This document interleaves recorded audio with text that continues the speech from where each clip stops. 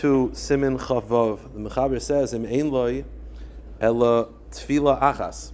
If a person only has one pair of one tefillin, either shel yad or shel roish, you wear what you have, umevarach aleha, and you make the bracha on the one item. Shekolachas mitzvah b'nei atzmai, because they're not ma'akev each other. They're two separate mitzvahs. Hu adinim yesh leishteihem. Similarly, if you have both a shel yad and a shel roish, let's say you can't wear both. You have both, but you can't wear both. Like Mishnah Berurah gives an example of an oinus. So let's say someone has a bandage on his cat. He has both, but he can't wear it because the arm goes all the way to the armpit. So he can't put the shel yad on. So you put on the shel roish. The Mishnah Berurah also brings out another example. If you're running late and you don't have time, but he says that's only if you're going to be wearing tefillin later. If you're not going to be wearing tefillin all the day, then you have to come late. You can't. There's no heter to go to work and then miss wearing tefillin.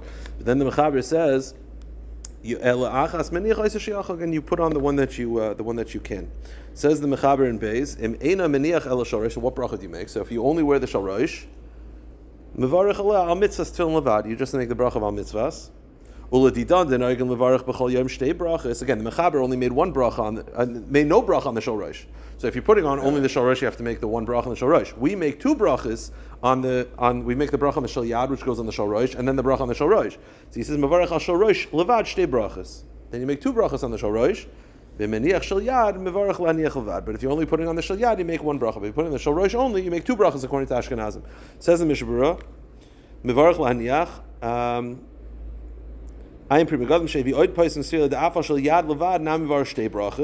There are some places can hold that on the shel yad you also make two brachas if you're only wearing a shel yad. Okay, fine. We'll start Chav Zayin. We're not going to finish the Ramah. We'll just do this Amud. Mokim hanchasen shel yad bezroya small.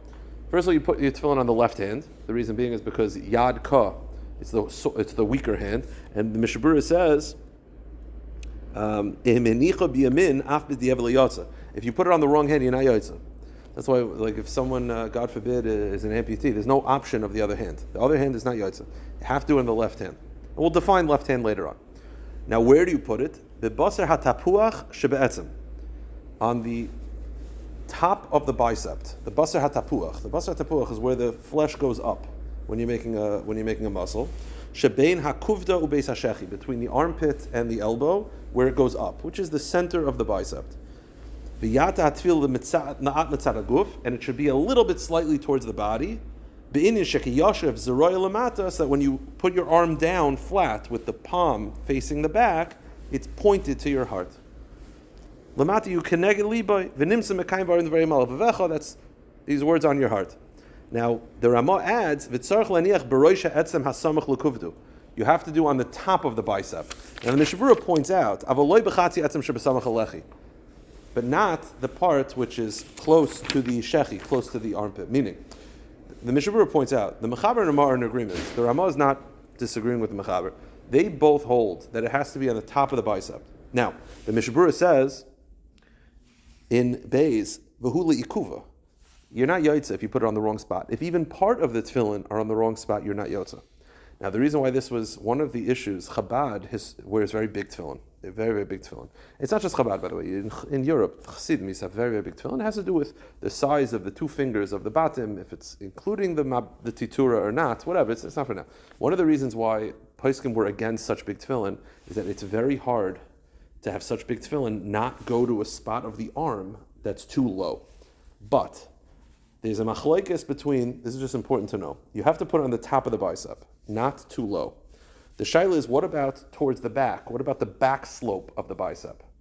So the Mishnah Berurah brings down, he says like this, Hagra b'bi'uroi hiskim ledina, dechol makam hakibar is kashal aniach by tefillin, v'chei masha prisha, v'kabal l'matam makam hakibar is puzzle.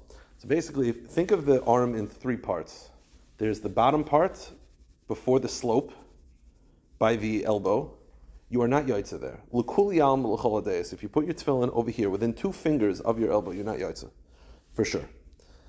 And by the way, you see this all the time. People's tefillin go too low. You're not yotza legamri. Then you have the top of the bicep, which is the ideal spot. Then there's the back two fingers, where it's the slope down towards the armpit. The Gra holds you could use that. The Gra holds that is also Yaitza. That is not the opinion of the Mechaber and the Ramah. The Mechaber and the Ramah disagree with the Gra. So it says the Mishnah Berurah, therefore, it's good to not have two big pairs. The pair should not be too big. Because if it's too big, it'll go too low. It says in the Mishnah Berurah,